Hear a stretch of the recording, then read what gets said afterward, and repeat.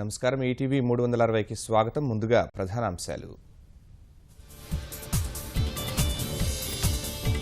April కల్లా అమరావతి పరిపాలనా నగర తుది ప్రణాళిక, జలవనరులపై సీఎం చర్చ, ప్రముఖుల సలహాలకు నిర్ణయం.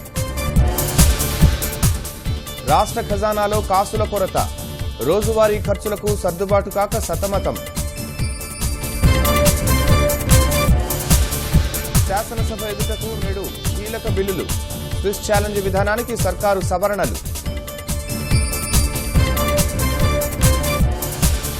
పాత బస్తీలో తండ్రి కొడుకులు అరెస్టు, ఉగ్రకోణంలో విచారణ.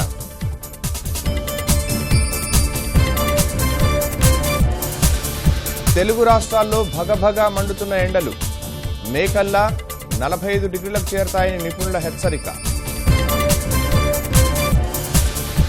జాతీయ స్థాయిలో ఇంటర్లో ఒకే పాఠ్య ప్రణాళిక 2018-19 విద్యా సంవత్సరం నుంచి అమలు. సెమా ఉల్లంఘనలపై షారూక్, జూహీకి నోటీసులు, నైట్ రైడర్స్ వాటాల విక్రయంపై ఈడీ కొరడా.